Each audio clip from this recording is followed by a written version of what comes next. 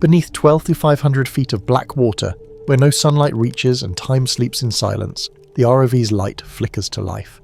And there, beneath the shifting sands of the seabed, emerges a ghostly outline, a tiled floor, a broken chair, and beside it, a plate, still waiting. This is what remains of Titanic's restaurants. Not just places to eat, but palaces of taste, elegance, and ritual. Once filled with crystal glasses and hushed conversation, now only stillness remains. And yet, in the stillness, stories awaken.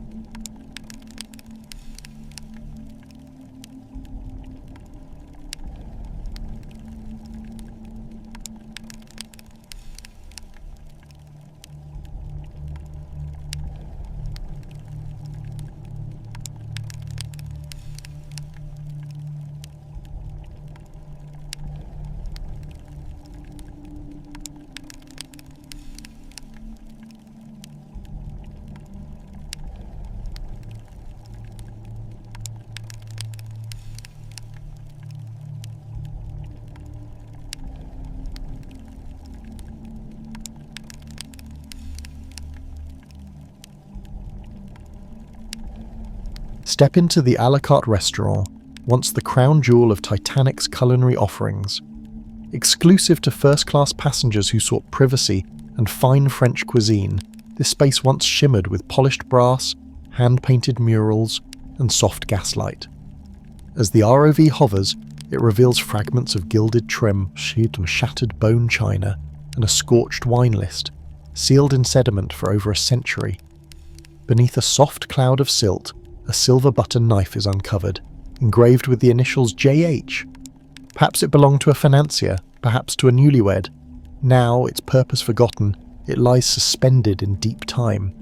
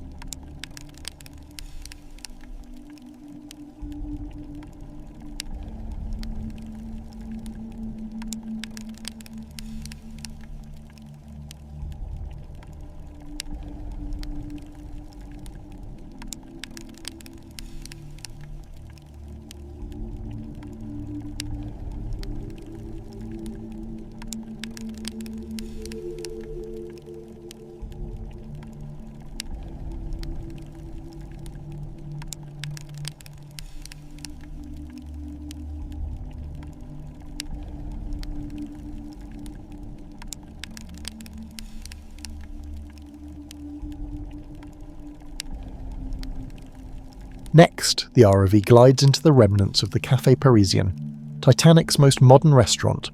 Designed like a sidewalk cafe in springtime France, it was a sunny escape nestled in steel and rivets. Here, young passengers once dined beside real ivy-covered trellises and wide windows that opened to the sea. Today, the trellises are gone, but the tiled mosaic floor remains, sea-stained but intact, blue and white patterns visible beneath the coral. A twisted iron chair sits askew beside a toppled table. Nearby, a teacup rests at an angle, half buried in the sediment. Its rim is cracked, but the floral design, violets and green vines, remains. A final moment, interrupted but not erased.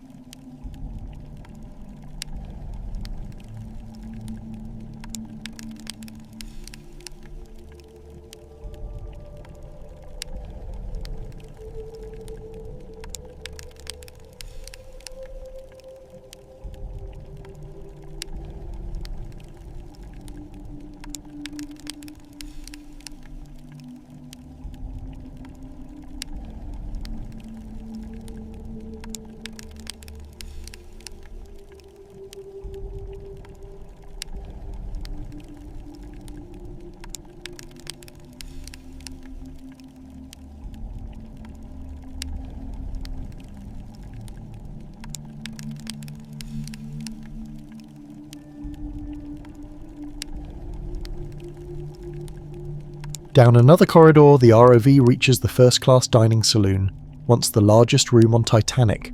It could seat over 500 guests in grandeur unmatched at sea. What remains is surreal, rusted pillars rising like ancient trees and fragments of leaded glass glowing in the robot's light. Here, men in tuxedos once passed the oysters. Women in beaded gowns laughed gently behind fans. A string quartet played under a carved ceiling, now only the hollow echo of what was. In one corner, the ROV uncovers a fork, silver, with a delicate shell motif. Its twin might still sit in a London antique store, but this one is where it always was, waiting.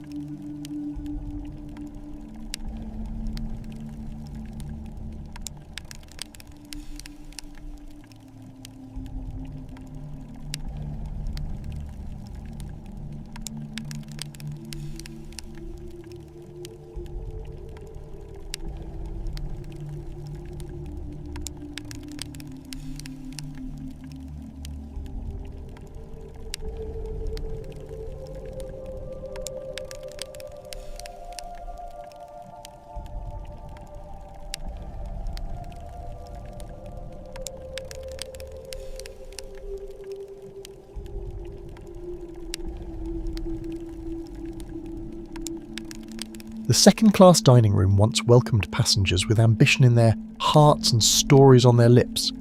More modest, but no less proud. Beneath the silt, the ROV finds a cracked bowl stamped White Star Line. Its glaze, still faintly blue. Next to it, the remains of a child's cup. A ceramic dog decorates the side. Was it dropped in laughter, or did someone hold it tight until the end? There are no answers. Only reverence.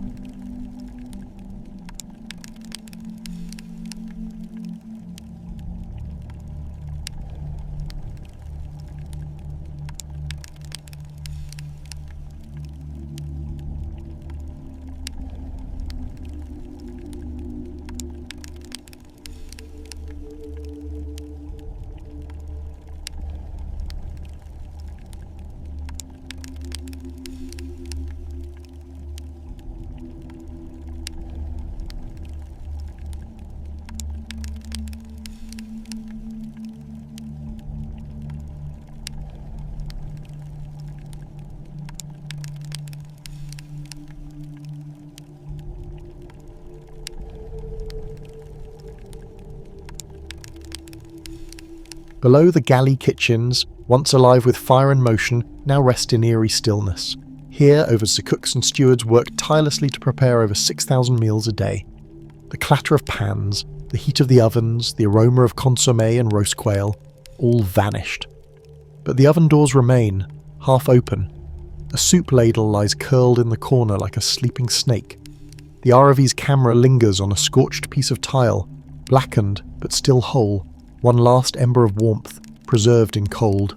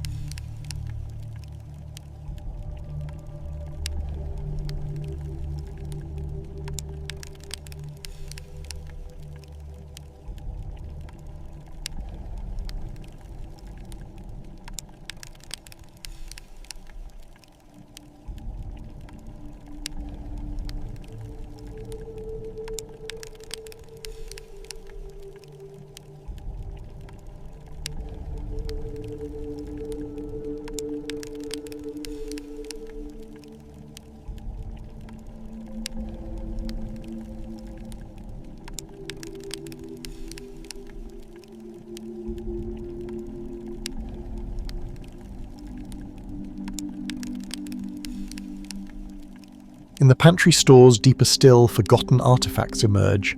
A bottle of red wine, label faded, cork sealed. Next to it, a rusted tin of biscuits, untouched since 1912. As the ROV's beam brushes across the shelf, something shifts. A soft cloud of silt rises, a ghost of flour stirred by the deep, and just beyond a single menu, laminated by time and pressure, its words barely legible.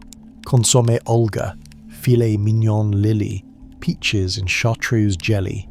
The Last Supper, written in ink that refuses to fade.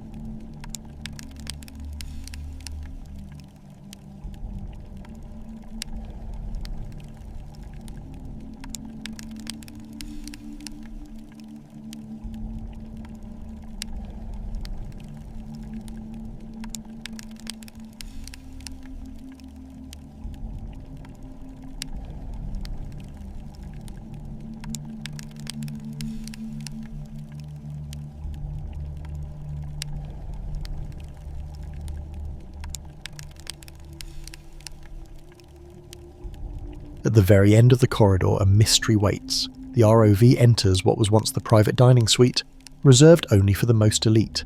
Here, the walls were once velvet-lined. The plates were hand-selected by the chef. The menus? Custom. All that remains is the decaying chair, its wood split by time. But beneath it, hidden under a layer of mud, the robot finds a pendant. A tiny locket. Inside, a photograph. A woman smiling, her face blurred by salt. Her story untold. Not a passenger, not a waiter, just someone who was there, and now, someone who will never be forgotten.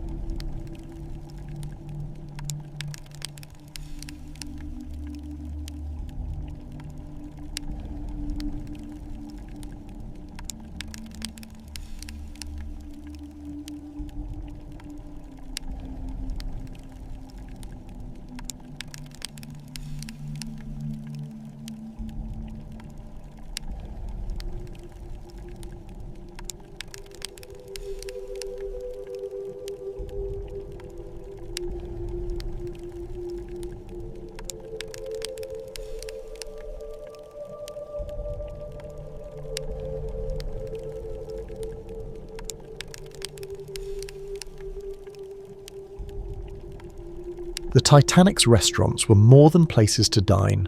They were rituals, aspirations, ages for laughter, for courtship, for final goodbyes. And though the sea has claimed their walls and warmed their silver, the memory lingers.